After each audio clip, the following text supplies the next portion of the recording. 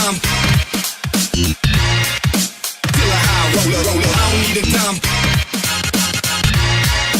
Feel a high roller, roller. I don't need a dime, bitch. I'm still a high roller. So the year is 2077. Everything's going good. Everything looks perfectly normal and fine. No? Yeah. The US is at war with China, but it should be fine, isn't it? But within mere minutes, this happens. This is the world after the bombs fell, during what is known as the Great War. This occurred on October 23rd, 2077, what is believed to be 9:47 in the morning. Now, this destroyed civilization as we know it in most areas of the world, and those areas that weren't hit were changed forever due to the nuclear radiation, and which spread over a large area purely by the sheer number of nuclear weapons that were detonated on that day. And we don't actually know exactly how many people died, and that's what we're going to find out in this video. So yeah, basically I'm going to be, as I said, finding out how many people died during the Great War. So before we get into actually finding out what happened and how many people died, we need to know a few things about what actually happened, or the technology that was used for the Great War. So at the Great War, the weapons that existed were much smaller than modern day standards. Most modern day nuclear weapons are approximately something like 450 to up to about 5 megatons, and that's pretty big bombs. And we created bigger. Now the biggest nuclear bomb ever detonated was the Tsar bomber, and that had a yield of 50 megatons.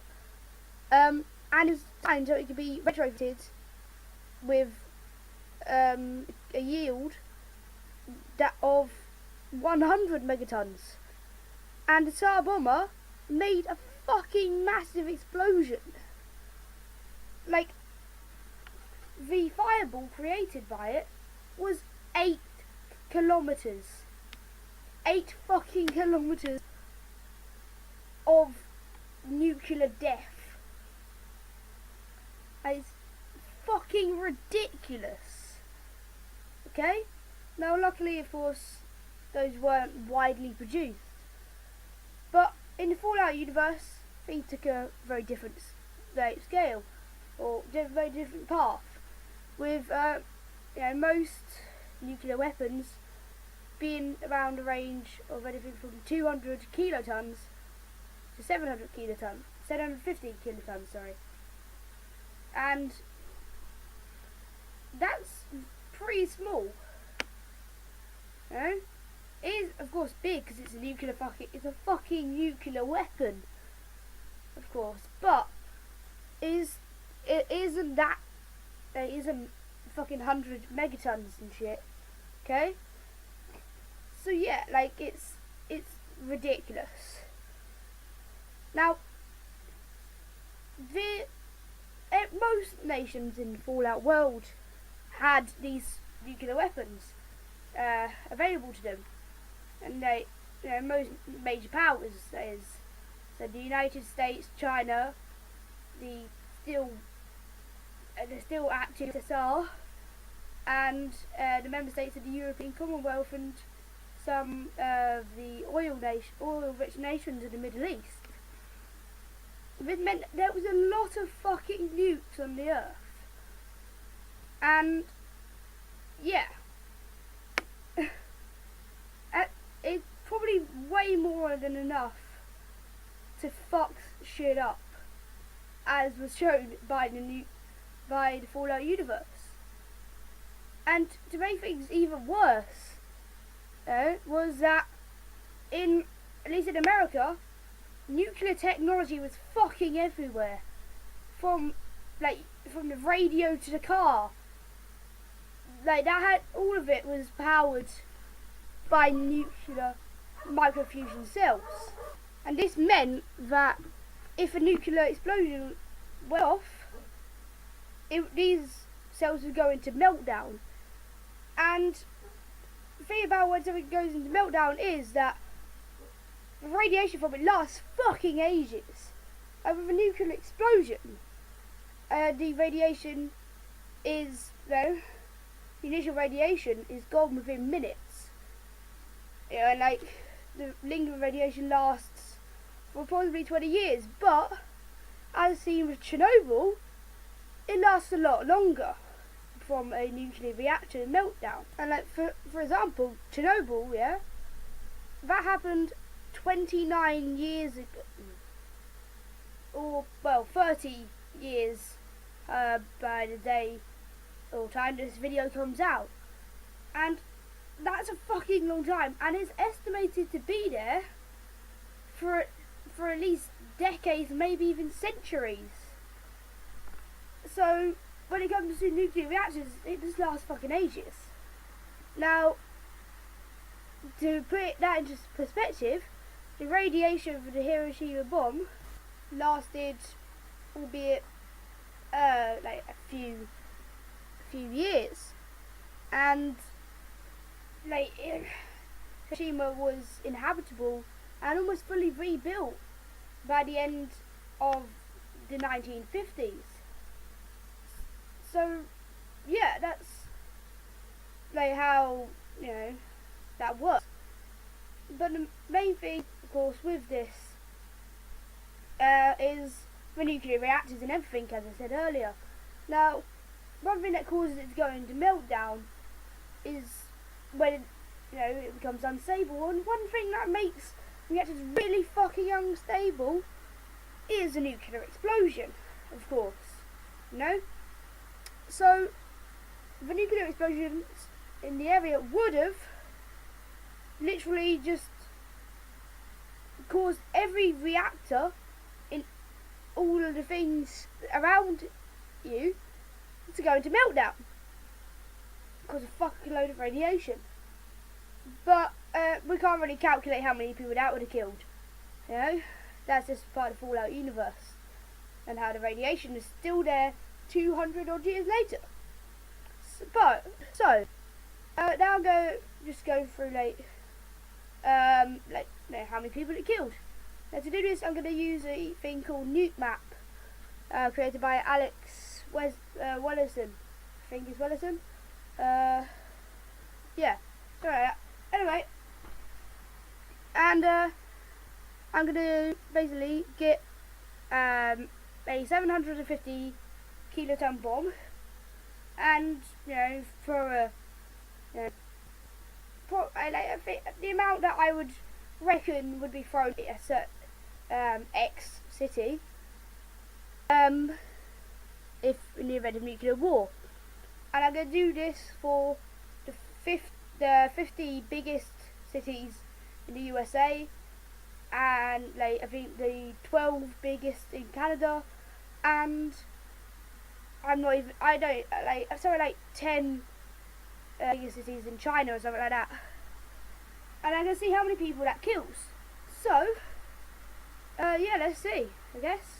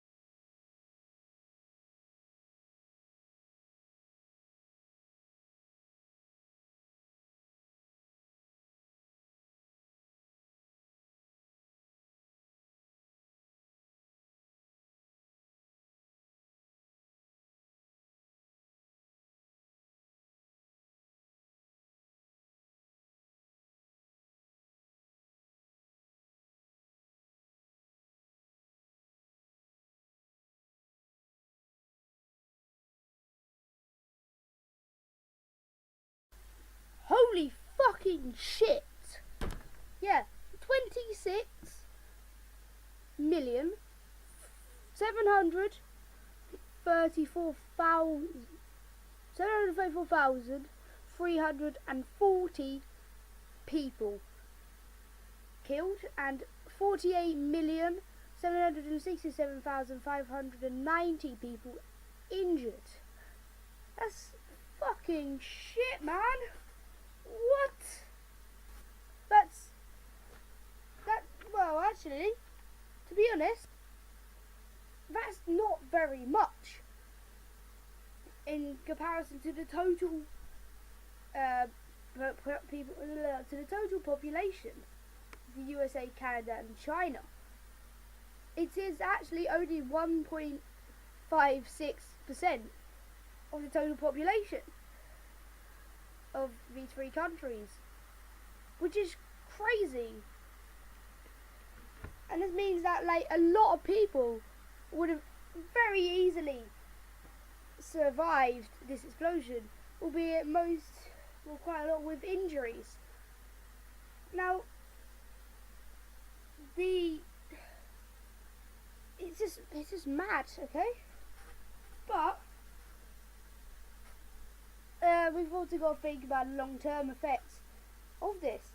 And I know directly after the Great War and all the nuclear explosions happening, there was obviously a great blackout due to the EMP effects of nuclear weapons, and also about a couple of weeks later there was pretty much just death rain that killed a load of people that it came into contact with. That was due to the nuclear fallout of all of these explosives going off. And it's just, holy shit! So many more people have died.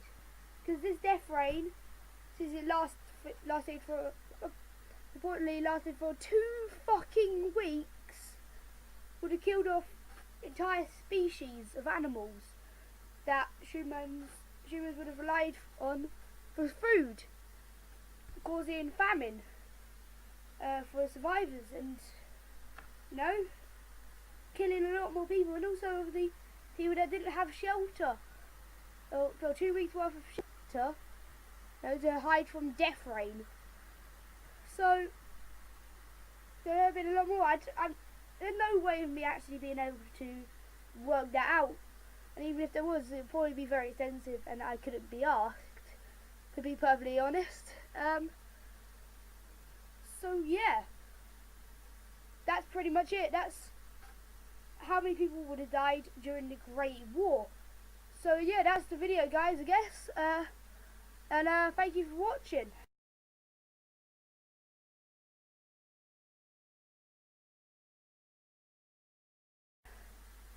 Wait, no. No. I'm doing this all wrong. It would have been much more, because the numbers I'm going off are from, a few years ago. They were around 2014. And, of course, the Great War happens in 2077. And that is, what? So that is 73 years later. So the population will have grown exponentially by that time. So if we take our population and multiply it by the average birth rate of these three countries, which is 1.7, and well, that gives us, it gives us what, 2,908,880,000 to that number. I don't know how, I can't remember how to read billions, okay? Don't judge me. So that's a lot more. Now I guess we have to add on Will do the same to our total number of casualties, and that will give us 45,448,338 people dead. Now that's not even accounting for the potential increase of people living in urban areas, because of course humans flock together naturally, and obviously people are more likely to want to live in the city, I would assume. So it could actually just be a lot more than that, and that's actually just a fuckload of people dead. Yeah. Now, I'm pretty sure it's going to be the same percentage of people, because small part. Yeah, it's going to be the same percentage, but it's a lot of fucking people dead, okay? And yeah, now you can see, I guess, why the Great War did destroy civilization as we know it, because civilization as we know it mostly resides within the cities, which would have been hit by nuclear blasts.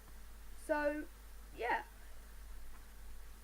I guess that is the video now done, and thank you guys for watching, and goodbye.